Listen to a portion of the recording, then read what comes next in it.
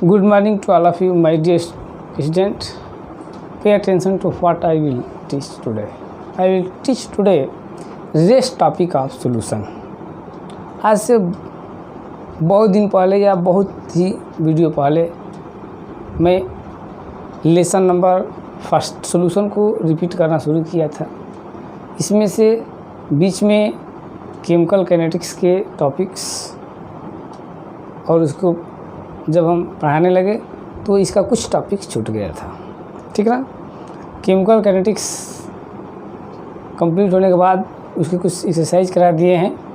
उसके बाद फिर सॉल्यूशन के कुछ टॉपिक्स बचे हुए हैं, उसको फिर से हम बता रहे हैं, तो ध्यान से सुनिए। है हमारा रेस्ट टॉपिक जो है कोलिगेटिव प्रॉपर्टी, जैसा कि राइट डाउन किया गया बोर्ड पर। कोलिगेटिव प्रॉपर्टी क्या है? तो कह रहा है कि those physical property of solution which depend upon the number of solid particles does not depend upon the nature of solid particles, that property is known as colligative property. कहने का means ये है कि किसी भी सॉल्यूशन का वह physical property जो सॉलिड पार्टिकल के नंबर पर डिपेंड करती है। किस पर? सॉलिड पार्टिकल के नंबर पर डिपेंड करती है, उसके नेचर पर डिपेंड नहीं करती। That property is known as colligative property. हमें 4 टाइप के कोलिगेटिव प्रॉपर्टी का स्टडी करना है। गौर कीजिए, कितने? 4। First, relative lowering in vapour pressure. First क्या है?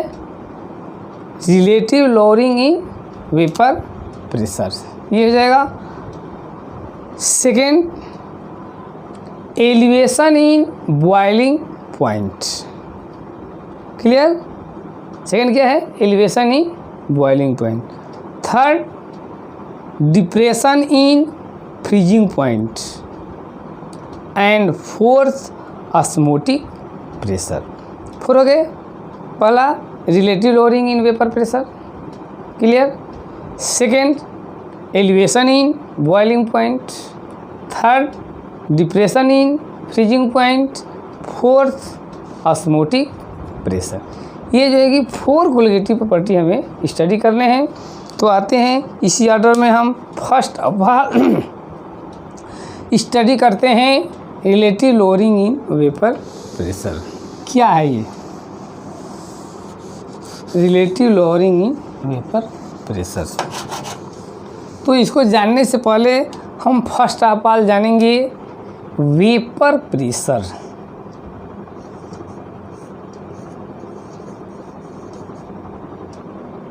वेपर प्रेशर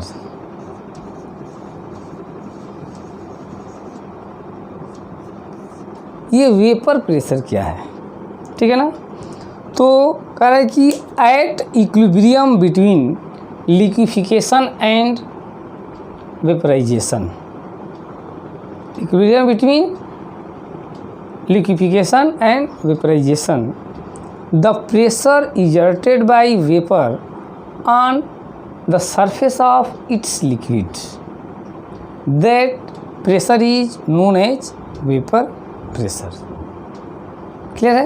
कहने का मीन्स ये है कि इक्विलिब्रियम बिटवीन मीन्स जिस रेशियो से वेपर लिक्विफाइड होकर के लिक्विड में चेंज हो रहा है, उसी रेशियो से लिक्विड, ठीक है ना, वेपराइज होकर के वेपर फॉर्म कर रहा है।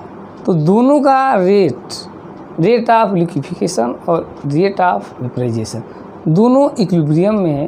तो उस कंडीशन में वेपर के द्वारा लिक्विड के सरफेस पर जो प्रेशर एग्जर्ट किया जाएगा उसे बोलते हैं वेपर प्रेशर या वेपर प्रेशर ऑफ लिक्विड, ठीक है ना। तो ये हो गया आपका vapour pressure.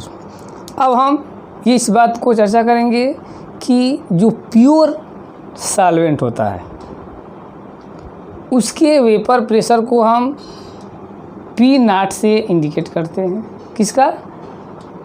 Vapour pressure of pure solvent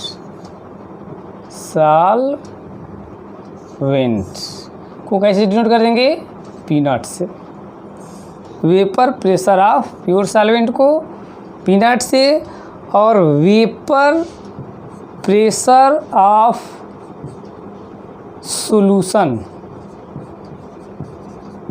solution को पीएस से इंडिकेट करते हैं।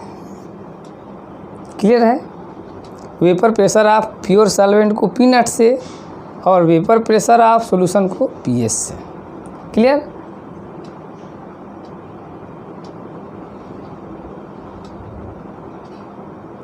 तो vapour pressure of pure solvent को पी नॉट से और वेपर प्रेशर ऑफ सॉल्यूशन को पीएस से इंडिकेट करते हैं।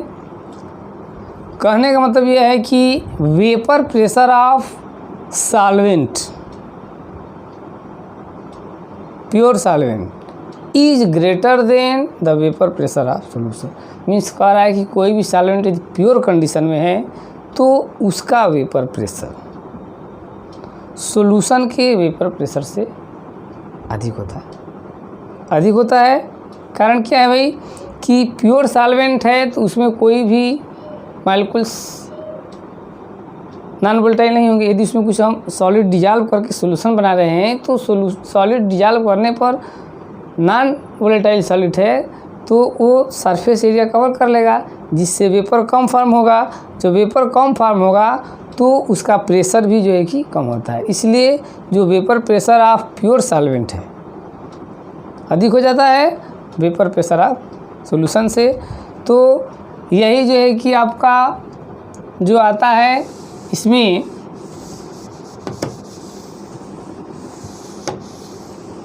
डिफरेंस किसका vapour pressure of pure solvent and vapour pressure of solution.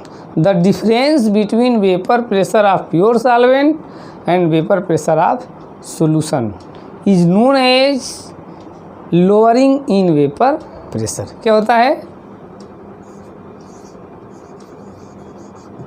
Lowering in vapour pressure. Lowering in vapour pressure क्या है? तो vapour the difference between vapour pressure of pure solvent and vapour pressure of solution is known as lowering in vapour pressure.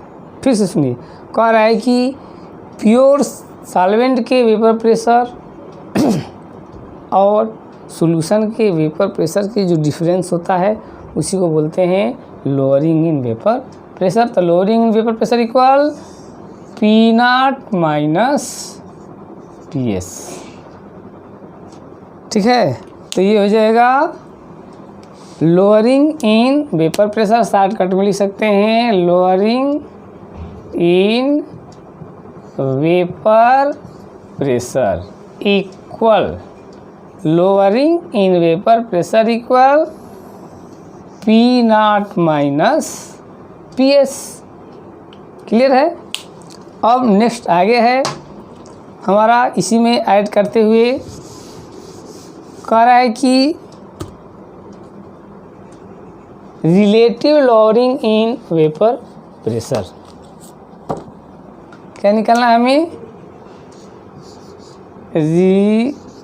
Relative lowering in vapour pressure. Relative lowering in vapour pressure क्या होता है? तो ratio of lowering in vapour pressure. इसका ratio of lowering in vapour pressure and vapour pressure of pure solvent. किसका ratio of lowering in vapour pressure and vapour pressure of pure solvent is known as relative lowering in vapour pressure. तो किसका किसको ratio होता है, relative lowering in vapour pressure equal vapour press lowering in vapour pressure and by vapour pressure of pure solvent is known as relative lowering in vapour pressure. तो क्या है भाई relative lowering vapour, ratio है किसका किसका, lowering in vapour pressure and vapour pressure of pure solvent, इसको बोलते हैं relative lowering in vapour pressure. आगे हम लोग देखते हैं अकॉर्डिंग टू राउल्ट्स, क्या कहते हैं राउल्ट्स कहते हैं कि relative lowering in vapour pressure equal to mole fraction of solids. क्या कहते हैं, रिलेटिव लॉरिंग